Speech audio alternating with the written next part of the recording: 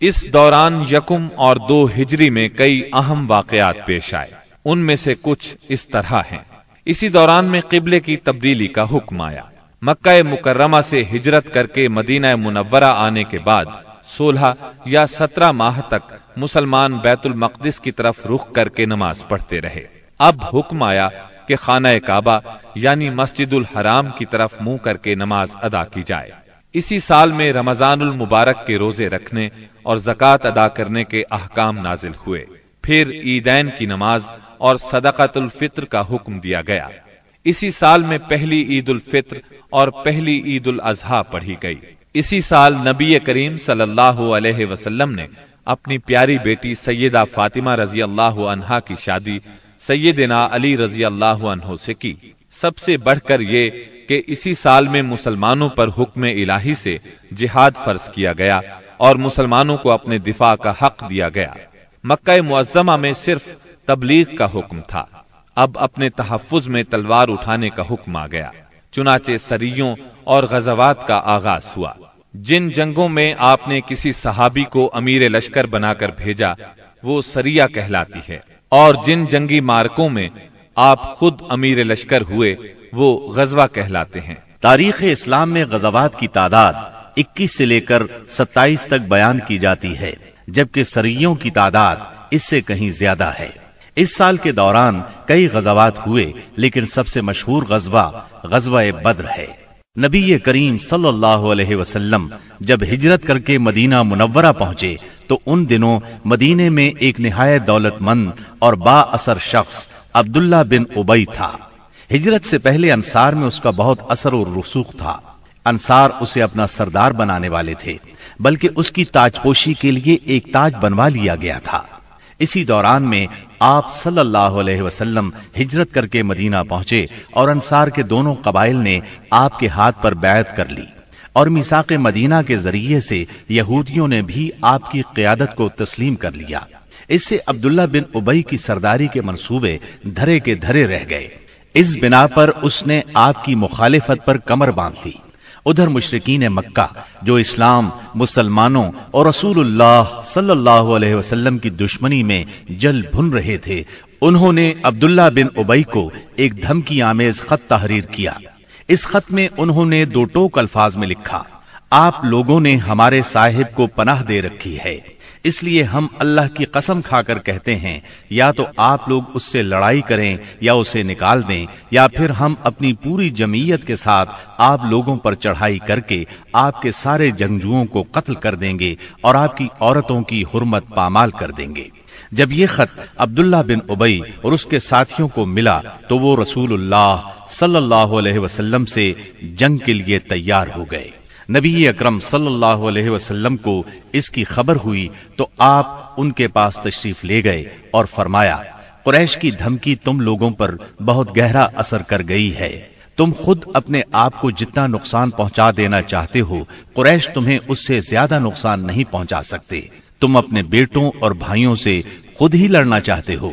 نبی اکرم صلی اللہ علیہ وسلم کی یہ بات سن کر لوگ بکھر گئے۔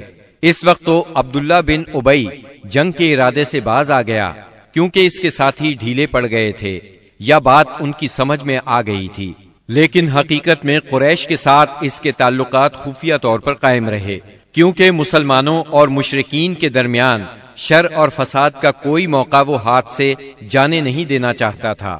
پھر اس نے اپنے ساتھ یہود کو بھی ملا رکھا تھا تاکہ اس معاملے میں ان سے بھی مدد حاصل کرے، لیکن وہ تو نبی صلی اللہ علیہ وسلم کی حکمت تھی جو رہ رہ کر شر و فساد کی آگ کو بجھا دیتی تھی۔ مسلمانوں کی ہجرت اور مدینے میں ان کی کامیابی سے کفار مکہ بہت تل ملا رہے تھے اور مدینے پر چڑھائی کے بہانے ڈھونڈ رہے تھے۔ رسول اللہ صلی اللہ علیہ وسلم کے بڑھتے ہوئے اقتدار اور اسلام کی اشاعت نے مکہ میں ابو جہل اور ابو سفیان کو سخت بے چین کر دیا تھا۔ یہی کیفیت مدینے میں عبداللہ بن ابی کی تھی۔ اس نے قریش کے حوصلے بڑھائے اور انہیں یقین دہانی کرائی کہ اگر تم نے مدینے پر دھاوا بولا تو یہودی تمہارا ساتھ دیں گے۔ مسلمان جب سے مدینہ آئے تھے خطرات بڑھتے جا رہے تھے اور ان کے سروں پر منڈلا رہے تھے۔ یہی وجہ تھی کہ مسلمانوں نے راتوں کو جاگ جاگ کر مدینے کا پہرا دیا۔ ادھر قریش نے مدینے کو تباہ و برباد کرنے کا ارادہ کر لیا۔ اس غرض کے لیے انہوں نے کئی قبائل کو اپنا ہم نوا بنا لیا۔ چنانچہ جب نبی صلی اللہ علیہ وسلم کو خبر ہوئی تو آپ نے دو تدابیر اختیار کی۔ پہلی یہ کہ قریش کی شامی تجارت بند کر دی جائے تاکہ وہ مجبور ہو کر مدینے پر حملہ آور ہونے کا ارادہ ترک کر دیں۔ دوسرے یہ کہ مدینے کے آس پاس کے قبیلوں سے امن و امان کا معاہدہ کیا جائے تاکہ قریش جنگ مسلط کریں تو انہیں غیر جانبدار رکھا جا سکے۔ جب اللہ تعالی کی طرف سے جہاد اور قتال کی اجازت دی گئی تو رسول اللہ صلی اللہ علیہ وسلم نے کئی ایک سرایہ بھیجے اور غزوات میں حصہ لیا۔ ان کی مختصر تفصیل کچھ یوں ہے۔ اس سلسلے میں پہلا سریہ جو رسول اللہ صلی اللہ علیہ وسلم نے بھیجا وہ سریہ سیف البحر کہلاتا ہے۔ اسے آپ نے رمضان یکم ہجری بمطابق مارچ 623 عیسوی میں بھیجا اور اپنے چچا سیدنا حمزہ بن عبد المطلب رضی اللہ عنہ کو اس سریے کا امیر بنایا اور 30 مہاجرین کو ان کے زیر کمان شام سے آنے والے ایک قریشی قافلے کا پتہ لگانے کے لیے روانہ فرمایا۔ اس قافلے میں 300 آدمی تھے جن میں ابو جہل بھی تھا۔ مسلمان ایس کے اطراف میں ساحل سمندر کے پاس پہنچے تو قافلے کا سامنا ہو گیا اور دونوں فریق جنگ کے لیے صف آرا ہو گئے۔ قریب تھا کہ جنگ ہو جاتی لیکن قبیلہ جوہینہ کے سردار نے بیچ بچاؤ کرا دیا۔ دونوں فریق واپس چلے گئے۔ یہ اسلامی تاریخ کا پہلا سریہ اور پہلا فوجی عمل تھا۔ اس کا جھنڈا سفید تھا اور یہ اسلامی تاریخ کا پہلا جھنڈا تھا۔ اس کے علم بردار سیدنا ابو مرصد کناز بن حسین غنوی رضی اللہ عنہ تھے۔ اس کے بعد پے در پے سریے روانہ کیے گئے۔ چنانچہ شوال یکم ہجری میں سیدنا عبیدہ بن حارث رضی اللہ عنہ کو 60 مہاجرین کے ساتھ بطن رابغ کی وادی میں بھیجا گیا۔ وہاں ابو سفیان سے سامنا ہوا جو 200 آدمیوں کے ساتھ تھا۔ دونوں طرف سے تیر چلے لیکن جنگ نہ ہوئی۔ پھر ذی قعد یکم ہجری میں سیدنا سعد بن ابی وقاص رضی اللہ عنہ کو 20 مہاجرین کے ساتھ خرار کی طرف بھیجا گیا جو کہ جوفا کے قریب ایک مقام ہے، لیکن ان کا کسی سے سامنا نہ ہوا۔ اس کے بعد سفر 2 ہجری میں 70 مہاجرین کے ساتھ رسول اللہ صلی اللہ علیہ وسلم خود نکلے اور ابوا یا ودان تشریف لے گئے۔ مہم کا مقصد قریش کے ایک قافلے کی راہ روکنا تھا لیکن کسی سے سامنا نہ ہوا۔ یہ پہلی مہم تھی جس میں رسول اللہ صلی اللہ علیہ وسلم بذات خود نکلے۔ اس کے بعد ربیع الاول 2 ہجری میں رسول اللہ صلی اللہ علیہ وسلم 200 صحابہ کے ساتھ روانہ ہوئے۔ مقصود قریش کا قافلہ تھا جس میں امیہ بن خلف سمیت قریش کے 100 آدمی اور 2500 اونٹ تھے۔ آپ رضوہ کے اطراف میں مقام بوات تک تشریف لے گئے لیکن کسی سے سامنا نہ ہوا۔ اسی مہینے میں کرز بن جابر فہری نے مشرکین کی ایک مختصر سی فوج کے ساتھ مدینہ کی چراگاہ پر چھاپا مارا اور کچھ مویشی ہانک کر لے گیا۔ رسول اللہ صلی اللہ علیہ وسلم نے 70 صحابہ کے ہمراہ اس کا تعاقب کیا اور بدر کے اطراف میں واقع وادی صفوان تک تشریف لے گئے لیکن کرز نکل بھاگا۔ اسی واقعے کو بعض لوگ غزوہ بدر اولا بھی کہتے ہیں۔ اس کے بعد آپ جمادی الاولا یا جمادی الاخری 2 ہجری میں 150 یا 200 مہاجرین کے ساتھ ذوالعشیرہ تک تشریف لے گئے۔ مقصود قریش کے ایک قافلے کو روکنا تھا جو ملک شام جا رہا تھا لیکن آپ کے پہنچنے سے پہلے وہ جا چکا تھا۔ اس سفر میں آپ نے بنو مدلج اور ان کے حلیف بنو زمرہ سے جنگ نہ کرنے کا معاہدہ کیا۔ پھر رجب 2 ہجری میں نبی اکرم صلی اللہ علیہ وسلم نے سیدنا عبداللہ بن جہش اسدی رضی اللہ عنہ کو 12 مہاجرین کے ساتھ مکہ اور طائف کے درمیان ایک مقام نخلا کی طرف روانہ کیا۔ مقصد یہ تھا کہ وہ قریش کے ایک قافلے کی خبر لائیں، مگر ان لوگوں نے قافلے پر حملہ کر کے عمرو بن حضرمی کو قتل اور عبداللہ بن مغیرہ کے بیٹے عثمان اور مغیرہ کے غلام حکیم بن کیسان کو قید کر لیا اور قافلے کو ہانک لائے۔ ان کے ایسا کرنے پر آپ ان سے ناراض ہوئے، چنانچہ قیدیوں کو چھوڑ دیا گیا اور مقتول کا خون بہا ادا کیا گیا۔ یہ واقعہ رجب کی آخری تاریخ کو پیش آیا تھا، اس لیے مشرکین نے شور مچایا کہ مسلمانوں نے حرام مہینے کی حرمت پامال کر ڈالی۔ اس پر سورہ بقرہ کی آیت 217 نازل ہوئی۔ لوگ آپ سے حرام مہینے میں لڑائی کے بارے میں پوچھتے ہیں، آپ کہہ دیجئے اس میں جنگ کرنا بڑا گناہ ہے، اور اللہ کی راہ سے روکنا اور اس کے ساتھ کفر کرنا، مسجد حرام سے روکنا اور اس کے باشندوں کو وہاں سے نکالنا، یہ سب اللہ کے نزدیک اور زیادہ بڑا جرم ہے اور فتنہ قتل سے بڑھ کر ہے۔ یہ تھی جنگی نقل و حرکت جو مدینہ منورہ اور اس کے اطراف کے امن کی حفاظت کے لیے نبی صلی اللہ علیہ وسلم اور مسلمانوں نے قائم کر رکھی تھی۔ اس سے قریش کو یہ بتلانا بھی مقصود تھا کہ اگر وہ اپنے شر سے باز نہ آئے تو انجام برا ہوگا، لیکن وہ اپنی خودسری اور تکبر میں بڑھتے ہی چلے گئے۔ چنانچہ بدر کے میدان میں انہوں نے اس کی سزا پا لی اور جزا بہرحال گھاٹے ہی کی تھی۔ 17 رمضان 2 ہجری کو غزوہ بدر ہوا۔ یہ قریش اور مسلمانوں کے درمیان پہلا فیصلہ کن معرکہ تھا۔ اس کا سبب یہ ہوا کہ رسول اللہ صلی اللہ علیہ وسلم جس قافلے کے لیے ذوالعشیرہ تک تشریف لے گئے تھے اور وہ بچ کر شام چلا گیا تھا، آپ صلی اللہ علیہ وسلم اس کی طاق میں تھے اور اس کی خبر لانے کے لیے آپ نے شام کے مقام ہورا تک طلحہ بن عبید اللہ اور سعید بن زید رضی اللہ عنہما کو بھیجا۔ چنانچہ جیسے ہی یہ قافلہ وہاں سے گزرا، انہوں نے فوراً مدینہ منورہ خبر پہنچائی۔ اس قافلے میں اہل مکہ کی بڑی دولت تھی، یعنی 1000 اونٹ جن پر کم از کم 262 کلو سونے کی مالیت کا سامان تھا، اور اس کی حفاظت کے لیے صرف 40 آدمی تھے۔ خبر ملتے ہی رسول اللہ صلی اللہ علیہ وسلم نے صحابہ کرام رضی اللہ عنہم کو نکلنے کی دعوت دی، تاہم نکلنا ضروری نہیں قرار دیا۔ چنانچہ اس دعوت پر 313، 314 یا 317 صحابہ نے لبیک کہا۔ ان میں 82 یا 83 یا پھر 86 مہاجرین تھے اور بقیہ انصار، اور پھر انصار میں سے 61 قبیلہ اوس سے تھے اور 170 قبیلہ خزرج سے تھے۔ انہوں نے مکمل تیاری بھی نہیں کی تھی۔ سواری میں صرف 2 گھوڑے، ایک سیدنا زبیر بن عوام اور دوسرا سیدنا مقداد بن اسود کندی کے پاس تھا، اور 70 اونٹ تھے۔ 8 یا 12 رمضان المبارک 2 ہجری کو یہ مختصر فوج لے کر رسول اللہ صلی اللہ علیہ وسلم مدینہ منورہ سے نکلے تو بدر منزل مقصود تھی۔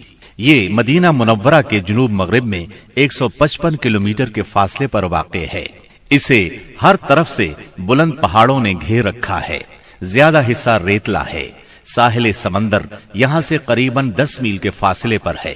یہاں پانی کا ایک چشمہ ہے اور ارد گرد باغات موجود ہیں۔ اس قافلے کے سالار ابو سفیان تھے، جو بہت ہوشیار اور چوکنے آدمی تھے۔ ہر آنے جانے والے سے مسلمانوں کی نقل و حرکت کے بارے میں معلوم کرتے رہتے تھے۔ ابھی وہ بدر سے کافی دور تھے کہ انہیں مسلمانوں کے نکلنے کا علم ہو گیا۔ چنانچہ انہوں نے فوراً قافلے کا رخ مغرب کی طرف پھیر کر ساحل کا راستہ پکڑ لیا اور بدر کا راستہ مکمل طور پر چھوڑ دیا۔ ساتھ ہی زمزم بن عمرو غفاری کو اجرت دے کر مکہ بھیجا کہ جس قدر جلد ممکن ہو انہیں مسلمانوں کے نکلنے کی اطلاع دے دیں۔ اس نے خبر پہنچائی تو اہل مکہ نہایت تیزی سے تیار ہوئے اور سب کے سب نکلے۔ ابو لہب کے سوا بڑوں میں سے کوئی پیچھے نہ رہا۔ آس پاس کے قبائل کے لوگ بھی ساتھ لے لیے۔ جب یہ لشکر مقام جحفہ پر پہنچا تو ابو سفیان کا پیغام ملا۔ اس میں اس نے اپنے بچ نکلنے کی اطلاع دی تھی اور یہ مطالبہ کیا تھا کہ مکہ واپس پلٹ جائیں۔ چنانچہ لوگوں نے واپسی کا ارادہ کر لیا، مگر ابو جہل نے اپنے تکبر اور اکڑ کی وجہ سے واپس جانے سے انکار کر دیا۔ قریش کی فوج میں 1000 آدمی تھے، جن کے پاس 100 گھوڑے اور 600 زرہیں تھی، اور اونٹ کثرت سے تھے۔ ایک طرف انہیں اپنی کثرت پر ناز اور ساز و سامان پر فخر تھا، تو دوسری طرف نبی کریم صلی اللہ علیہ وسلم عز و انکسار سے اللہ کی بارگاہ میں ہاتھ پھیلائے دعا کر رہے تھے۔ آپ کی دعا کے الفاظ یہ تھے: اے باری تعالی، اگر مسلمانوں کی یہ مٹھی بھر جماعت ہلاک ہو گئی تو روئے زمین پر کبھی تیری عبادت نہ کی جائے گی۔ اے اللہ، اگر تو چاہے تو آج کے بعد کبھی تیری عبادت نہ کی جائے۔ آپ نے خوب تضرع اور خلوص سے دعا کی، یہاں تک کہ آپ کی چادر آپ کے کندھوں سے گر گئی۔ سیدنا ابو بکر رضی اللہ عنہ نے چادر درست کی اور عرض کیا، اے اللہ کے رسول بس کریں۔ آپ نے اپنے رب سے جی بھر کے دعا فرما لی۔ دونوں لشکر آمنے سامنے آئے تو سب سے پہلے مشرکین میں سے بہترین سالار عتبہ، شیبہ اور ولید بن عتبہ میدان میں نکلے۔ عتبہ اور شیبہ ربیہ کے بیٹے تھے۔ انہوں نے للکار کر کہا، آؤ تم میں سے کون ہمارے مقابلے پر آتا ہے۔ مقابلے کے لیے انصار کے 3 جوان نکلے، ایک اوف، دوسرے معوذ، یہ دونوں حارث کے بیٹے تھے، تیسرے عبداللہ بن رواحہ رضی اللہ عنہم۔ قریشیوں نے کہا، تم کون لوگ ہو؟ انہوں نے کہا، ہم انصار کی ایک جماعت ہیں۔ قریشیوں نے کہا، آپ لوگ شریف مد مقابل ہیں، لیکن ہمیں آپ سے سروکار نہیں، ہم تو اپنے چچیرے بھائیوں کو چاہتے ہیں۔ پھر ان کے منادی نے آواز لگائی، محمد ہمارے پاس ہماری قوم کے ہمسروں کو بھیجو۔ رسول اللہ صلی اللہ علیہ وسلم نے فرمایا، عبیدہ بن حارث اٹھو، حمزہ اٹھو، علی اٹھو۔ جب یہ لوگ اٹھے اور قریشیوں کے قریب پہنچے تو انہوں نے پوچھا، آپ کون لوگ ہیں؟ انہوں نے اپنا تعارف کرایا۔ قریشیوں نے کہا، آپ لوگ شریف مد مقابل ہیں۔ اس کے بعد مارکہ آرائی ہوئی۔ سیدنا عبیدہ بن حارث نے عتبہ بن ربیہ سے مقابلہ کیا، سیدنا حمزہ نے شیبہ سے اور سیدنا علی نے ولید سے۔ سیدنا حمزہ اور سیدنا علی نے اپنے اپنے مد مقابل کو جھٹ مار لیا، لیکن عبیدہ بن حارث اور ان کے مد مقابل کے درمیان ایک ایک وار کا تبادلہ ہوا اور دونوں میں سے ہر ایک نے دوسرے کو گہرا زخم لگایا۔ اتنے میں سیدنا علی اور سیدنا حمزہ اپنے اپنے شکار سے فارغ ہو کر آ گئے۔ آتے ہی عتبہ پر ٹوٹ پڑے، اس کا کام تمام کیا اور سیدنا عبیدہ کو اٹھا لائے۔ ان کا پاؤں کٹ گیا تھا اور آواز بند ہو گئی تھی، جو مسلسل بند ہی رہی، یہاں تک کہ جنگ کے 4 یا 5ویں دن جب مسلمان مدینے سے واپس ہوتے ہوئے وادی صفرا سے گزر رہے تھے، ان کا انتقال ہو گیا۔ مبارزت کا نتیجہ مشرکین کے لیے برا ثابت ہوا، چنانچہ وہ غصے سے بے قابو ہو کر مسلمانوں کی صفوں میں تندی کے ساتھ ٹوٹ پڑے، گھمسان کا رن پڑا اور کشتوں کے پشتے لگ گئے۔ اس سے مشرکین کی صفوں میں اضطراب کی لہر دوڑ گئی۔ طاغوت اکبر ابو جہل ملعون نے اپنی صفوں میں اضطراب کی ابتدائی لہر دیکھی تو چاہا کہ اس سیلاب کے سامنے ڈٹ جائے، چنانچہ وہ اپنے لشکر کو للکارتا ہوا تکبر کے ساتھ کہنے لگا، لات و عزا کی قسم، ہم اس وقت تک واپس نہیں ہوں گے جب تک انہیں رسیوں میں نہ جکڑ لیں۔ دیکھو تمہارا کوئی آدمی ان کے کسی آدمی کو قتل نہ کرے، بلکہ انہیں پکڑو اور گرفتار کرو تاکہ ہم ان کو اس حرکت کا مزہ چکھائیں۔ لیکن اسے اس غرور کی حقیقت کا بہت جلد پتہ لگ گیا، کیونکہ چند ہی لمحے بعد مسلمانوں کے حملے کی تندی کے سامنے مشرکین کی صفیں پھٹنا شروع ہو گئیں۔ البتہ ابو جہل اب بھی اپنے گرد مشرکین کا ایک غول لیے جمع ہوا تھا۔ اس غول نے ابو جہل کے چاروں طرف تلواروں کی باڑھ اور نیزوں کا ایک جنگل قائم کر رکھا تھا، لیکن غیرت مند مسلمانوں کے اسلامی ہجوم کی آندھی نے اس باڑھ کو بھی بکھیر دیا اور اس جنگل کو بھی اکھیڑ دیا۔ اس کے بعد یہ طاغوت اکبر دکھائی پڑا۔ مسلمانوں نے دیکھا کہ وہ ایک گھوڑے پر چکر کاٹ رہا ہے، ادھر اس کی موت 2 انصاری جوانوں کے ہاتھوں اس کا خون چوسنے کی منتظر تھی۔ طاغوت اکبر ابو جہل کے قتل کا عبرتناک واقعہ بیان کرتے ہوئے عبد الرحمن بن عوف رضی اللہ عنہ فرماتے ہیں کہ میں جنگ بدر کے روز صف کے اندر تھا کہ اچانک مڑا تو کیا دیکھتا ہوں کہ دائیں بائیں 2 نوعمر جوان ہیں۔ گویا ان کی موجودگی سے میں حیران ہو گیا کہ اتنے میں ایک نے اپنے ساتھی سے چھپا کر مجھ سے کہا، چچا جان مجھے ابو جہل کو دکھلا دیجیے۔ میں نے کہا، بھتیجے تم اسے کیا کرو گے؟ اس نے کہا، مجھے بتایا گیا ہے کہ وہ رسول اللہ صلی اللہ علیہ وسلم کو گالی دیتا ہے۔ اس ذات کی قسم جس کے ہاتھ میں میری جان ہے، اگر میں نے اس کو دیکھ لیا تو میرا وجود اس کے وجود سے الگ نہ ہوگا، یہاں تک کہ ہم میں سے جس کی موت پہلے لکھی ہے وہ مر جائے۔ وہ کہتے ہیں مجھے اس پر تعجب ہوا۔ اتنے میں دوسرے نوعمر نوجوان نے مجھے اشارے سے متوجہ کر کے یہی بات کہی۔ ان کا بیان ہے کہ میں نے چند ہی لمحوں بعد دیکھا کہ ابو جہل لوگوں کے درمیان چکر کاٹ رہا ہے۔ میں نے کہا، ارے دیکھتے نہیں، یہ رہا تم دونوں کا شکار جس کے بارے میں تم مجھ سے پوچھ رہے تھے۔ فرماتے ہیں کہ یہ سنتے ہی وہ دونوں شاہین اپنی تلواریں لیے جھپٹ پڑے اور اسے مار کر قتل کر دیا۔ پھر پلٹ کر رسول اللہ صلی اللہ علیہ وسلم کے پاس آئے۔ آپ نے فرمایا تم میں سے کس نے قتل کیا ہے؟ دونوں نے کہا میں نے قتل کیا ہے۔ آپ نے دونوں کی تلواریں دیکھیں اور فرمایا تم دونوں نے قتل کیا ہے، البتہ ابو جہل کا سامان معاذ بن عمرو بن جموح کو دیا۔ دونوں حملہ آوروں کا نام معاذ بن عمرو بن جموح اور معاذ بن افرا ہے۔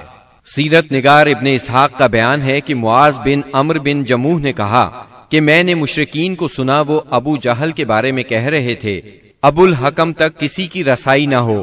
معاذ بن عمرو کہتے ہیں کہ جب میں نے یہ بات سنی تو اسے اپنے نشانے پر لے لیا اور اس کی سمت جمع رہا۔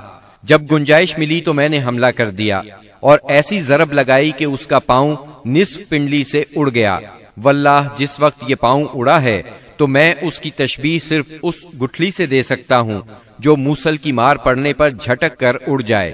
کہتے ہیں کہ ادھر میں نے ابو جہل کو مارا اور ادھر اس کے بیٹے اکرما نے میرے کندھے پر تلوار چلائی، جس سے میرا ہاتھ کٹ کر میرے بازو کے چمڑے سے لٹک گیا اور لڑائی میں مخل ہونے لگا۔ میں اسے اپنے ساتھ گھسیٹتے ہوئے سارا دن لڑا، لیکن جب وہ مجھے اذیت پہنچانے لگا تو میں نے اس پر اپنا پاؤں رکھا اور اسے زور سے کھینچ کر الگ کر دیا۔ اس کے بعد ابو جہل کے پاس معوذ بن افرا پہنچے، وہ زخمی تھا۔ انہوں نے اسے ایسی ضرب لگائی کہ وہ وہیں ڈھیر ہو گیا، صرف سانس آتی جاتی رہی۔ اس کے بعد معوذ بن افرا خود بھی لڑتے ہوئے شہید ہو گئے۔ جب معرکہ ختم ہو گیا تو رسول اللہ صلی اللہ علیہ وسلم نے فرمایا کون ہے جو دیکھے کہ ابو جہل کا انجام کیا ہوا؟ اس پر صحابہ کرام اس کی تلاش میں بکھر گئے۔ عبداللہ بن مسعود رضی اللہ عنہ نے اسے اس حالت میں پایا کہ ابھی سانس آ جا رہی تھی۔ انہوں نے اس کی گردن پر پاؤں رکھا اور سر کاٹنے کے لیے داڑھی پکڑی اور فرمایا او اللہ کے دشمن، آخر اللہ نے تجھے رسوا کیا نا؟ اس نے کہا مجھے کاہے کو رسوا کیا؟ کیا جس شخص کو تم لوگوں نے قتل کیا ہے اس سے بھی بلند پایا کوئی آدمی ہے؟ یا جس کو تم لوگوں نے قتل کیا اس سے بھی کوئی اوپر آدمی ہے؟ پھر بولا کاش مجھے کسانوں کی بجائے کسی اور نے قتل کیا ہوتا۔ اس کے بعد کہنے لگا مجھے بتاؤ فتح کس کی ہوئی؟ عبداللہ بن مسعود رضی اللہ عنہ نے فرمایا اللہ اور اس کے رسول صلی اللہ علیہ وسلم کی۔ اس کے بعد عبداللہ بن مسعود رضی اللہ عنہ سے جو اس کی گردن پر پاؤں رکھ چکے تھے کہنے لگا او بکری کے چرواہے، تو بڑی اونچی اور مشکل جگہ پر چڑھ گیا۔ واضح رہے کہ عبداللہ بن مسعود رضی اللہ عنہ مکے میں بکریاں چرایا کرتے تھے۔ اس گفتگو کے بعد عبداللہ بن مسعود رضی اللہ عنہ نے اس کا سر کاٹ لیا اور رسول اللہ صلی اللہ علیہ وسلم کی خدمت میں لا کر حاضر کرتے ہوئے عرض کیا یا رسول اللہ صلی اللہ علیہ وسلم، یہ رہا اللہ کے دشمن ابو جہل کا سر۔ آپ نے 3 بار فرمایا واقعی اس اللہ کی قسم جس کے سوا کوئی معبود نہیں۔ اس کے بعد فرمایا اللہ اکبر، الحمد للہ الذی صدق وعدہ ونصر عبدہ وہزم الاحزاب وحدہ۔ اللہ اکبر، تمام حمد اللہ کے لیے ہے جس نے اپنا وعدہ سچ کر دکھایا، اپنے بندے کی مدد فرمائی اور تنہا سارے گروہوں کو شکست دی۔ پھر فرمایا چلو مجھے اس کی لاش دکھاؤ۔ جب آپ صلی اللہ علیہ وسلم کو لاش دکھائی گئی تو آپ نے فرمایا یہ اس امت کا فرعون ہے۔ معاذ بن عمرو اور معوذ بن افرا کے ایمان افروز کارناموں کا ذکر ہو چکا ہے۔ حقیقت یہ ہے کہ اس معرکے میں قدم قدم پر ایمان کے ایسے تابناک نقوش پیش آئے جن میں عقیدت کی قوت اور اصول کی پختگی نمایاں اور جلوگر تھی۔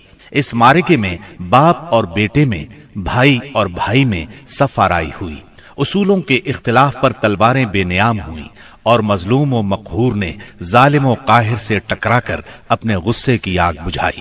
ابن عباس رضی اللہ عنہ سے روایت ہے کہ نبی صلی اللہ علیہ وسلم نے صحابہ کرام سے فرمایا مجھے معلوم ہے کہ بنو ہاشم وغیرہ کے کچھ لوگ زبردستی میدان جنگ میں لائے گئے ہیں، انہیں ہماری جنگ سے کوئی سروکار نہیں ہے، لہٰذا بنو ہاشم کا کوئی آدمی کسی کی زد میں آ جائے تو وہ قتل نہ کرے، اور ابو البختری بن ہشام کسی کی زد میں آ جائے تو وہ اسے قتل نہ کرے، اور عباس بن عبد المطلب کسی کی زد میں آ جائے تو وہ بھی انہیں قتل نہ کرے، کیونکہ وہ بالجبر لائے گئے ہیں۔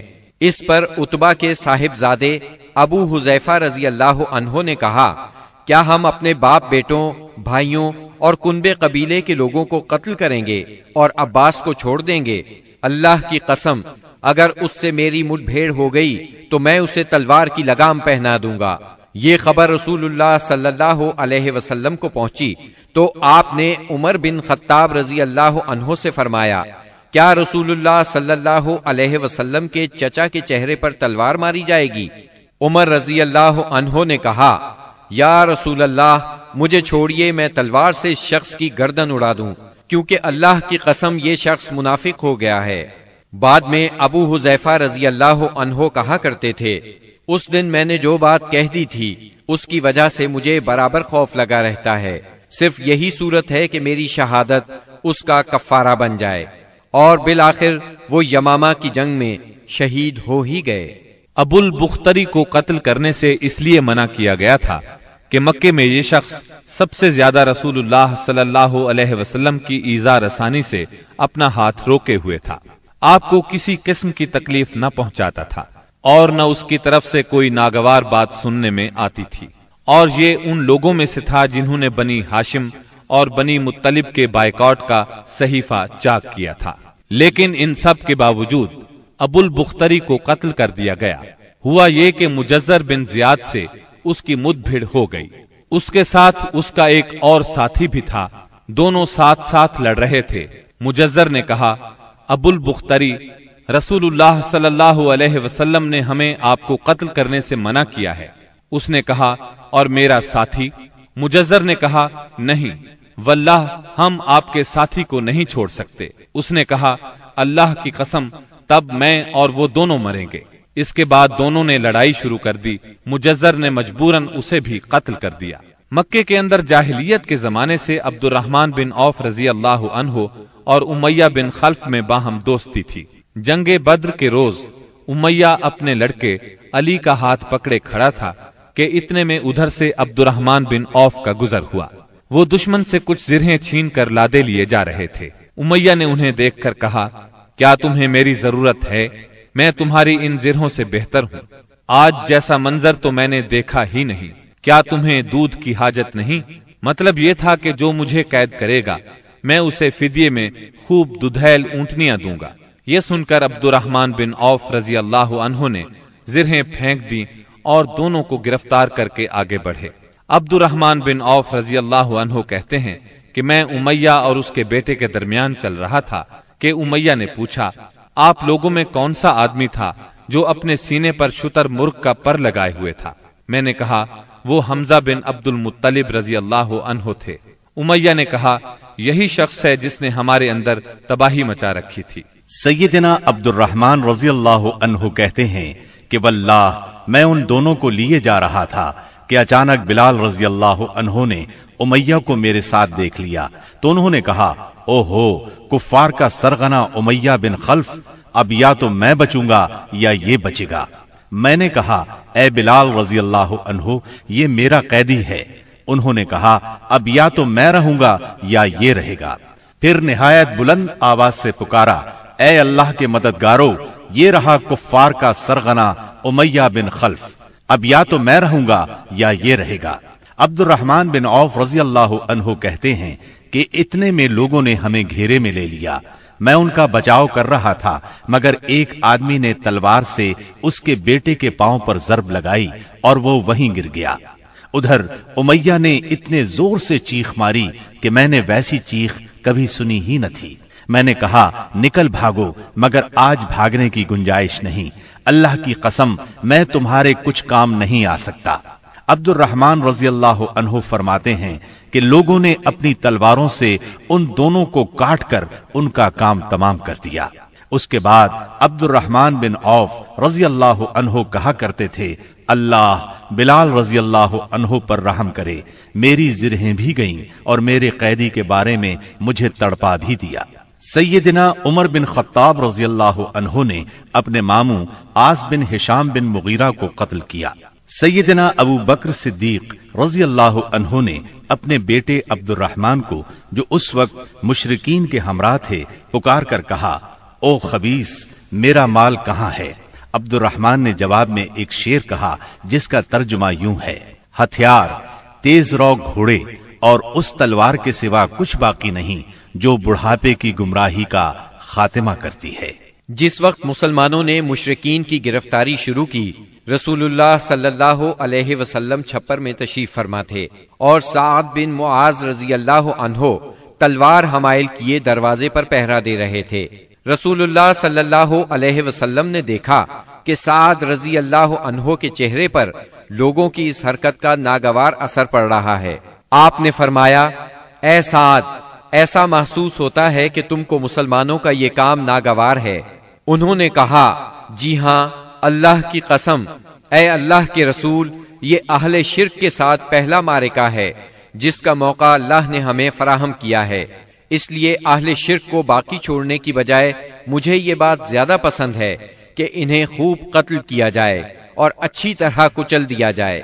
اس جنگ میں عکاشہ بن محصن اسدی رضی اللہ عنہ کی تلوار ٹوٹ گئی۔ وہ رسول اللہ صلی اللہ علیہ وسلم کی خدمت میں حاضر ہوئے۔ آپ نے انہیں ایک چھڑی تھما دی اور فرمایا، عکاشہ، اسی سے لڑائی کرو۔ عکاشہ نے اسے رسول اللہ صلی اللہ علیہ وسلم سے لے کر ہلایا تو وہ ایک لمبی، مضبوط اور چمچم کرتی ہوئی سفید تلوار میں تبدیل ہو گئی۔ پھر انہوں نے اسی سے لڑائی کی یہاں تک کہ اللہ نے مسلمانوں کو فتح نصیب فرمائی۔ اس تلوار کا نام اون یعنی مدد رکھا گیا تھا۔ یہ تلوار مستقلاً عکاشہ رضی اللہ عنہ کے پاس رہی اور وہ اسی کو لڑائیوں میں استعمال کرتے رہے، یہاں تک کہ دور صدیقی میں مرتدین کے خلاف جنگ کرتے ہوئے شہید ہو گئے۔ اس وقت بھی یہ تلوار ان کے پاس ہی تھی۔ خاتمہ جنگ کے بعد مصعب بن عمیر ابدری رضی اللہ عنہ اپنے بھائی ابو عزیز عمیر ابدری کے پاس سے گزرے۔ ابو عزیز نے مسلمانوں کے خلاف جنگ لڑی تھی اور اس وقت ایک انصاری صحابی اس کا ہاتھ باندھ رہے تھے۔ مصعب نے اس انصاری سے کہا، اس شخص کے ذریعے اپنے ہاتھ مضبوط کرنا، اس کی ماں بڑی مالدار ہے، وہ غالباً تمہیں اچھا فدیہ دے گی۔ اس پر ابو عزیز نے اپنے بھائی مصعب رضی اللہ عنہ سے کہا، کیا میرے بارے میں تمہاری یہی وصیت ہے؟ مصعب رضی اللہ عنہ نے فرمایا، ہاں، تمہاری بجائے یہ انصاری میرا بھائی ہے۔ جب مشرکین کی لاشوں کو کنویں میں ڈالنے کا حکم دیا گیا اور عتبہ بن ربیعہ کو کنویں کی طرف گھسیٹ کر لے جایا جانے لگا تو رسول اللہ صلی اللہ علیہ وسلم نے اس کے صاحبزادے ابو حذیفہ رضی اللہ عنہ کے چہرے پر نظر ڈالی، دیکھا تو غمزدہ تھے، چہرہ بدلا ہوا تھا۔ آپ صلی اللہ علیہ وسلم نے فرمایا، ابو حذیفہ، غالباً اپنے والد کے سلسلے میں تمہارے دل کے اندر کچھ احساسات ہیں۔ انہوں نے کہا، نہیں واللہ یا رسول اللہ، میرے اندر میرے باپ کے بارے میں اور ان کے قتل کے بارے میں ذرا بھی لرزش نہیں، البتہ میں اپنے باپ کے متعلق جانتا تھا کہ ان میں سوجھ بوجھ ہے، دور اندیشی اور فضل و کمال ہے، اس لیے میں آس لگائے بیٹھا تھا کہ یہ خوبیاں انہیں اسلام تک پہنچا دیں گی، لیکن اب ان کا انجام دیکھ کر اور اپنی توقع کے خلاف کفر پر ان کا خاتمہ دیکھ کر مجھے افسوس ہے۔ اس پر رسول اللہ صلی اللہ علیہ وسلم نے سیدنا ابو حذیفہ رضی اللہ عنہ کے حق میں دعائے خیر فرمائی اور ان سے بھلی بات کہی۔ آخر کار اسلام نے کفر پر فتح پائی۔ اس غزوہ بدر میں قریش کا سردار ابو جہل بھی مارا گیا۔ یہ وہی ابو جہل تھا جس نے نبی کریم صلی اللہ علیہ وسلم اور مسلمانوں پر ظلم و ستم کے پہاڑ توڑے تھے۔ 70 کافر موت کے گھاٹ اترے، 70 ہی گرفتار ہوئے، باقی دم دبا کر بھاگ نکلے۔ مسلمانوں میں صرف 14 شہید ہوئے، ان میں 6 مہاجر اور 8 انصاری تھے۔ اس جنگ نے اسلام کے دشمنوں کی طاقت کا جنازہ نکال دیا، ان کا بھرم کھل گیا اور ان کا غرور خاک میں مل گیا۔ جب رسول اللہ صلی اللہ علیہ وسلم مدینہ پہنچ چکے تو آپ نے قیدیوں کے بارے میں مشورہ کیا۔ سیدنا ابو بکر نے فدیہ لینے کی رائے دی، جبکہ سیدنا عمر کی رائے یہ تھی کہ انہیں قتل کر دیا جائے۔ انہوں نے فرمایا، میرا قریبی میرے حوالے کریں اور میں اسے قتل کروں۔ عقیل بن ابی طالب سیدنا علی کے حوالے کریں، وہ اس کی گردن کو اڑائیں۔ یہاں تک کہ اللہ کو معلوم ہو جائے کہ ہمارے دلوں میں مشرکین کے لیے کوئی نرم گوشہ نہیں ہے، اور یہ حضرات مشرکین کے ائمہ اور قائدین ہیں۔ رسول اللہ صلی اللہ علیہ وسلم نے فدیہ لینا طے کیا۔ یہ فدیہ 4000 سے 3000 اور کم از کم 1000 درہم تک تھا، اور ان میں سے جو لکھنا پڑھنا جانتے تھے ان کا فدیہ یہ قرار دیا گیا کہ وہ 10 بچوں کو لکھنا پڑھنا سکھا دیں۔ غزوہ بدر میں قریش کے 70 آدمی مارے گئے، ان میں عتبہ اور ابو جہل جیسے رئیس شامل تھے۔